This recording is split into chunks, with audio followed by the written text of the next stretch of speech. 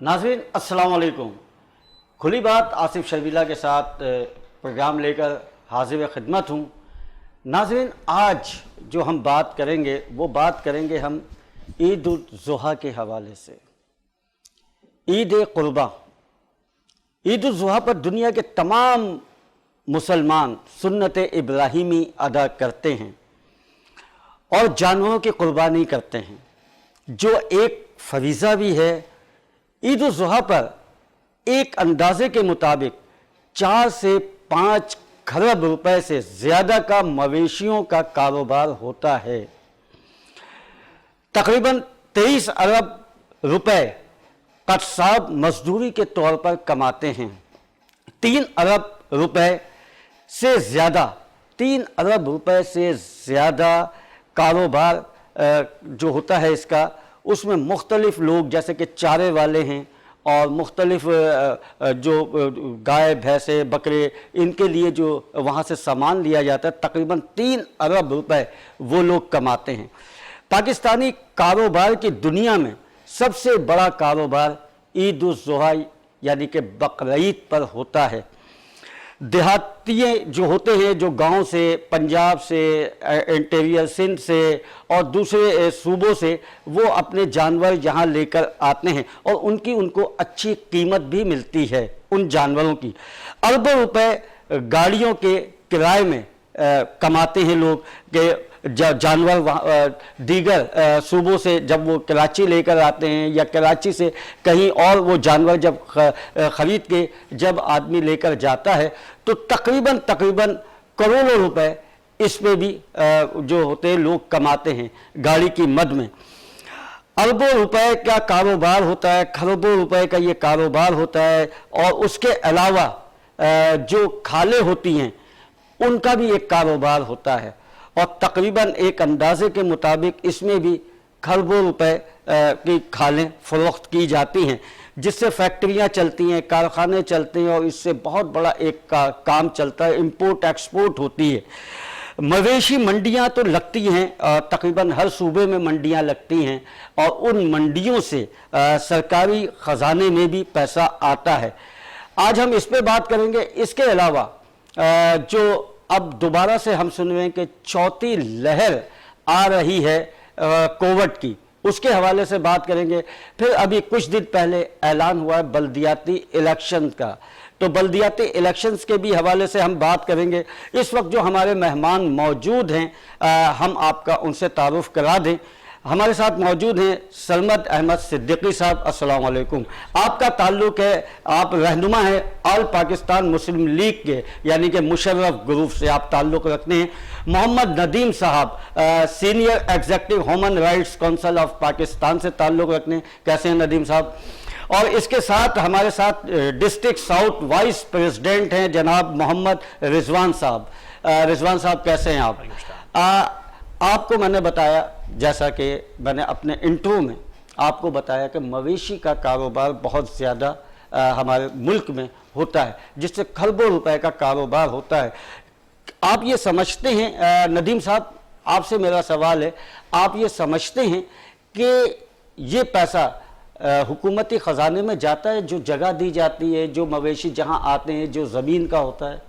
देखिए आसिफ, पहले तो मैं शुक्रिया आपका आज इस मौजू पे, अहम मौजू पे बात करने का मुझे मौका मिला। मवेशी मंडी एक इख्तलाफी मामला आज तो नहीं बना, लेकिन मैं आपको अक्सर कहता रहता हूँ कि ये इख्तलाफी मामला बन जाएगा थोड़े दिनों तक। प्रॉब्लम ये है कि एक तो ये जो आपने बात की कि गवर्नमेंट के फंड में वो पैसा जाता है कि नहीं जाता। देखिए बात ये कि गवर्नमेंट टेंडर कर देती है और एक मखसूस फंड में मखसूस तादाद में फ़ंड चला जाता है और उस फंड के साथ उसमें जो खुर्द-बुर्द होती है वो तो आपको मालूम है, हमारे यहाँ रिवायत रही है। लेकिन एक ऐसी चीज़ है, अगर चाहे तो गवर्नमेंट उसको बड़े मजबूत तरीके से और बहुत अच्छी फंडिंग गवर्नमेंट के उसमें टैक्सेस में मद में इजाफा कर सकती है। मिसाल के तौर पे देखें, स्कीम 33 के जिस इलाके में ये आज मंडी लग रही है, पिछले 30 साल से लग रही है, इसके अंदर किसी भी किस्म की तब्दीली नहीं लाई गई। आज भी अगर इसको थोड़ा सा आगे ले जाके इसकी बाउंड्री और प्रॉपर इसके tariके से इसको अगर सेटल किया जा सकता है तो गवर्नमेंट इससे ज़्यादा फंडिंग हासिल कर सकती है।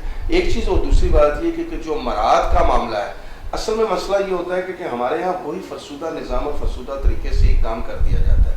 अगर गवर्नमेंट इसको थोड़ी सी जदीद तरीके से لیکن جب بقول آپ کے 500 ارب روپے سے زیادہ کی ٹرانزیکشن، تو 4 سے 5 خرب، جس کو ہم 500 ارب روپے سے زیادہ کی ٹرانزیکشن کہتے ہیں، اس کے علاوہ یہ تو وہ ہے جو ڈائریکٹ انویسٹمنٹ ہے.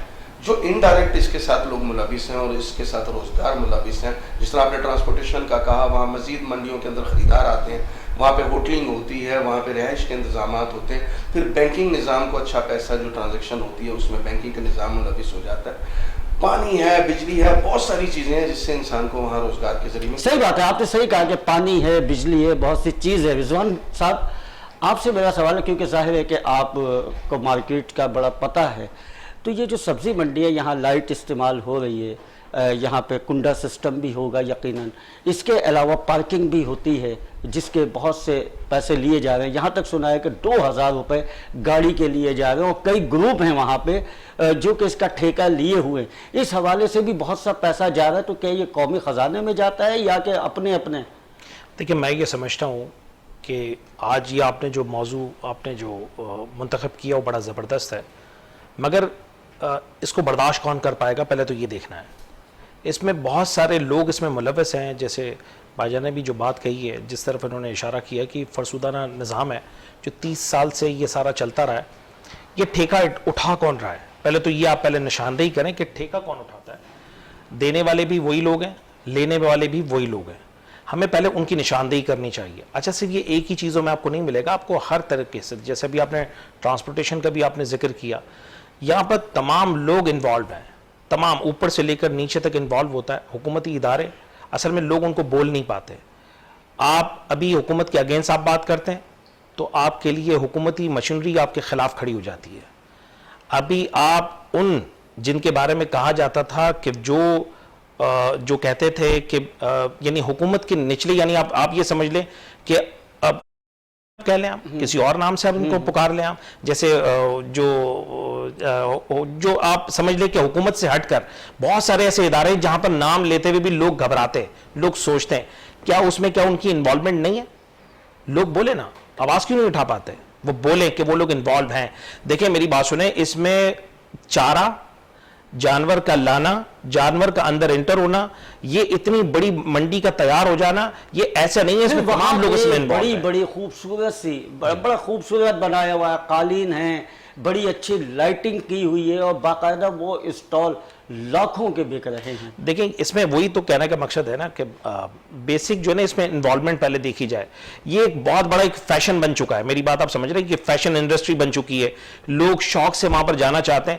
میں آج اگر مدعا اٹھ رہا ہے تو بیسک جو ہمیں جو بات کہنے کی ضرورت ہے کہ لوگ قربانی تو کر رہے ہیں، مگر لوگ قربانی کے ساتھ ساتھ جو دلوں کی قربانی ہے وہ نہیں دے پا رہے. حکومت کو چاہیے جن چیزوں کی قربانی اس کو دینی چاہیے وہ نہیں دے پا رہی. عوام بس اپنی قربانی دینے کے لیے تیار بیٹھی ہوئی ہے، عوامی قربانی دیتی ہے. سلمت صاحب، آپ کا ماشاءاللہ بڑا تجربہ بھی ہے سیاست کے حوالے سے، اور ویسے بھی آپ دیکھتے ہیں، تو یہ جو منڈیاں سجتی ہیں یعنی کہ پورے پاکستان میں مختلف علاقوں میں بھی ہوتی ہے، لیکن کراچی میں بھی سبزی وہ منڈی لگتی ہے، آپ کیا سمجھتے ہیں کہ اس کا جو پیسہ ہے وہ سٹی گورنمنٹ کے پاس جاتا ہے؟ سٹی گورنمنٹ کے لوگ جو وہاں پہ ہوتے ہیں، ایم پی اے ہیں، ایم این اے ہیں، یا ناظم ہیں، یا دیگر ہیں سٹی گورنمنٹ کے لوگ، وہ لوگ رکھ لیتے ہیں، یا قومی خزانے کو بھی کوئی فائدہ ہوتا ہے؟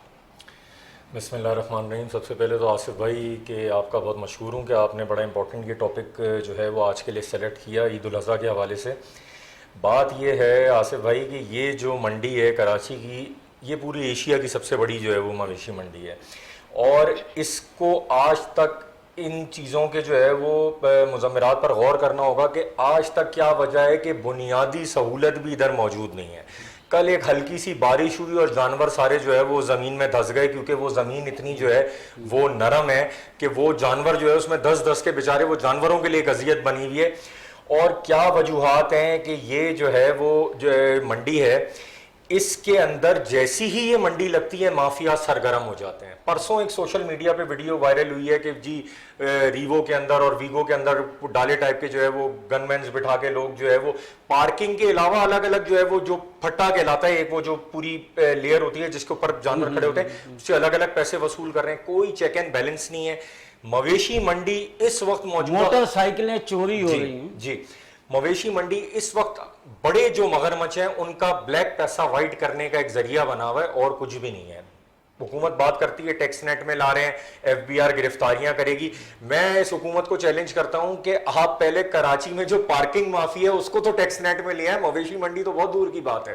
कराची में जो जगह जगह पार्किंग माफियाज बने हुए हैं जो 4 लाख 5 लाख में किसी भी जगह का पार्किंग का ठेका लेते हैं और फिर मनपसंद अपने हवाले से जो है वो ट्रैफिक पुलिस के साथ मिलके जो है वो लोगों को जिबा कर रहे हैं, तो उनको पहले टैक्स नेट में लिया है। मवेशी मंडी तो बहुत बात की कहानी है। आप ये देखें कि अब ये ट्रेंड बन चुका है कि जो बड़े ग्रुप्स हैं जिनके ऊपर आमतौर पर टैक्स चोरी का या टैक्स गबन का इल्जाम लगता है वो इस मवेशी मंडी के अंदर नमूदार हो जाते हैं। कैटल फार्म, कैटल वर्ल्ड लेके और उसमें 10-10, 15-15 लाख रुपए के जानवर होते हैं, 20-20 लाख तक के जानवर हैं।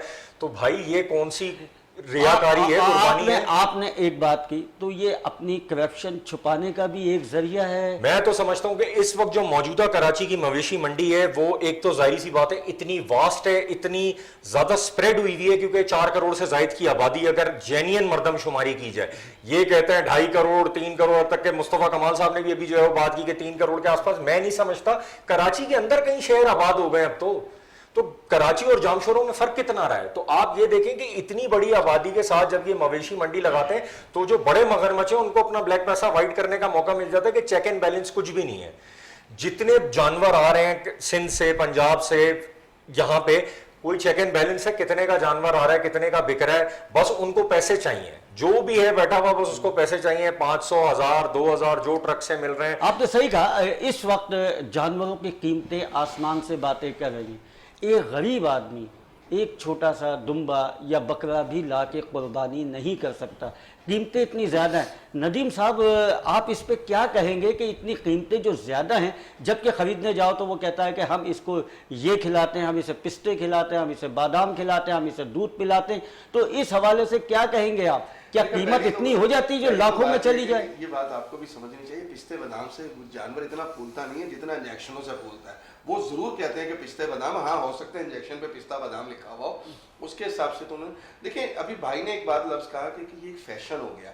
अब हम लोगों ने, आप एक मरबूत, अगर एक आम तरीके से भी अगर एक जानवर आप सेहतमंद और मुकम्मल जानवर खरीद के कुर्बानी सुन्नत इब्राहिमी पूरी कर सकते हैं। आप यकीन करें, मैंने इन लोगों को अक्सर देखा, क्योंकि मैंने आपको कहा कि मेरा इन लोगों के साथ इंटरफेयर रहता है।